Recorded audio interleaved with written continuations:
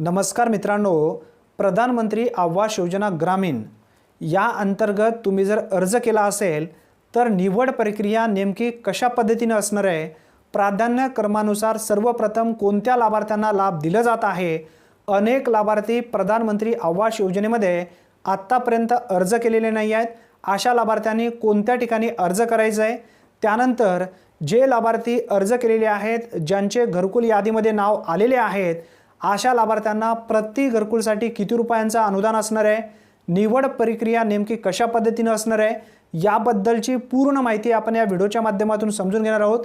मित्रांनो, तुम्हाला यानंतर कोणताही व्हिडिओ पाहण्याची गरज नाही आहे। राज्य सरकारच्या माध्यमातून जी माहिती देण्यात आली आहे ती पूर्ण माहिती डिटेल्स आपण या व्हिडिओच्या माध्यमातून समजून घेणार आहोत। त्यासाठी नक्की व्हिडिओ शेवटपर्यंत पहा। तत्पूर्वी चॅनलवरती पहिल्यांदाच आला असाल तर चॅनलला सबस्क्राइब करून बेल नोटिफिकेशनला क्लिक करा। चला तर मग व्हिडिओ सुरू करूया। मित्रांनो, प्रधानमंत्री आवास योजना ग्रामीण केंद्र सरकारच्या माध्यमातून राबवली जात आहे। या योजनेमध्ये सर्व कॅटेगरीतील लाभार्थी योजनेचा लाभ घेत आहेत।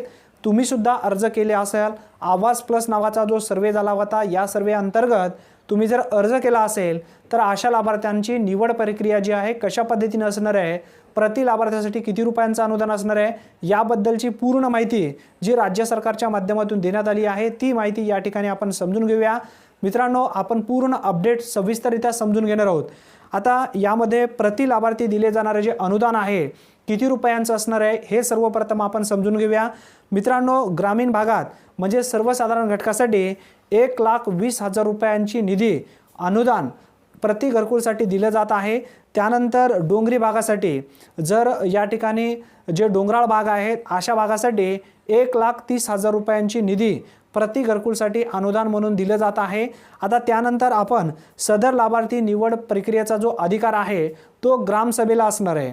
पूर्ण अधिकार ग्रामसभेला देण्यात आलेला आहे। त्यासाठी निवड प्रक्रिया ही ग्रामसभेच्या माध्यमातून केली जाते। आता ही निवड प्रक्रिया कशा पद्धतीने राबवली जाते, प्राधान्यक्रमानुसार हे लाभार्थी कशा पद्धतीने निवडून येऊ शकतात याची सुद्धा माहिती आपण पुढे समजून घेणार आहोत।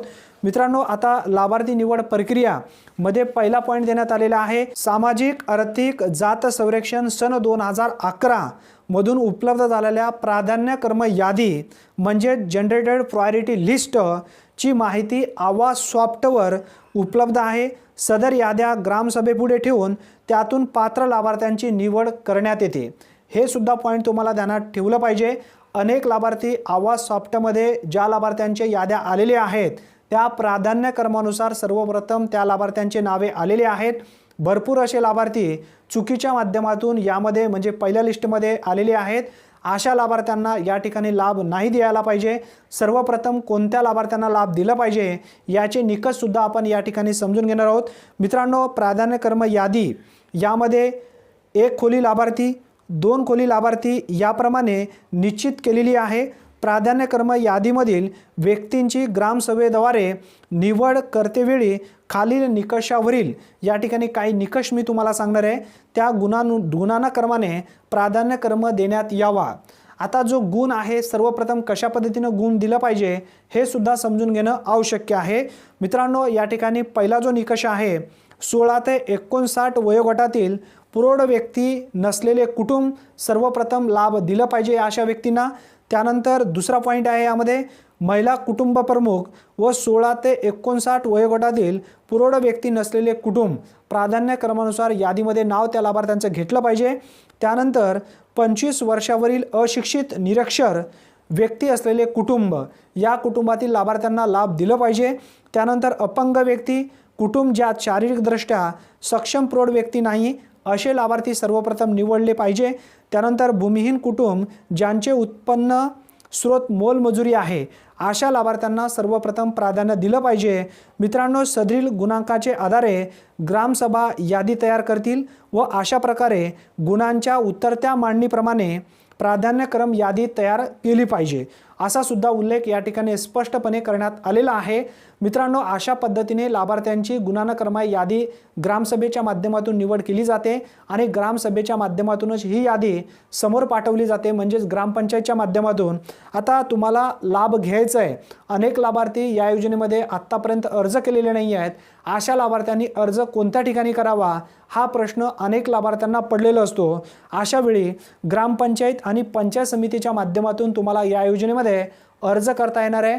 अर्ज केल्यानंतर प्राधान्यक्रमानुसार जी निवड प्रक्रिया आपण आता पाहिलेली आहे त्या निवड प्रक्रियेनुसार तुमचं नाव येतं आणि त्यानंतरच घरकुल योजनेचा लाभ दिला जातो। मित्रांनो, भरपूर असे लाभार्थी पूर्वी अर्ज केलेले आहेत, अशा लाभार्थ्यांचे जे नावे आहेत, आता जे प्राधान्यक्रमाची यादी आपण पाहिली यामध्ये जर तुमचं नाव असेल तर त्याच पद्धतीने तुमचं नाव येणार आहे।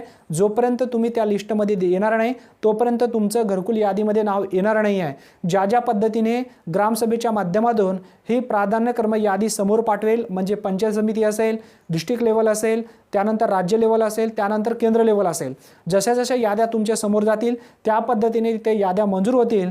त्यानंतरच आवाज सॉफ्टवरती ह्या याद्या प्रकाशित केले जातील। याद्या कोणत्या ठिकाणी पाहायचा, कशा पद्धतीने ती यादी आपण ओपन करायची, प्रति घरकुलसाठी किती रुपयांची निधी असणार आहे, कधी हे घरकुल मंजूर झालेलं आहे याबद्दलची सुद्धा डिटेल्स माहिती जेव्हा यादी तुमचं घरकुल जेव्हा सँक्शन होईल तेव्हा तुम्हाला त्यासमोर स्पष्टपणे लिहिण्यात आलेलं असतं आणि पहिला हप्ता जो आहे किती रुपयांचा आलेला आहे याबद्दलची सुद्धा माहिती त्या यादीमध्ये दिलेली असते। ती यादी कशा पद्धतीने पाहावी या संदर्भात आपल्या चॅनलवरती ऑलरेडी आपण व्हिडिओ टाकलेला आहे। तो जर व्हिडिओ तुम्ही पाहिला असेल तर आपल्या व्हिडिओच्या डिस्क्रिप्शन बॉक्समध्ये मी त्याची लिंक देईन किंवा आपल्या चॅनलवरती जा। घरकुल योजनेची एक स्पेशल प्लेलिस्ट बनवलेली आहे, त्यामध्ये जे काही तुमच्या समस्या असतील सर्व समस्याचं उत्तर व्हिडिओच्या माध्यमातून देण्यात आलेले आहे। नक्की पाहून घ्या।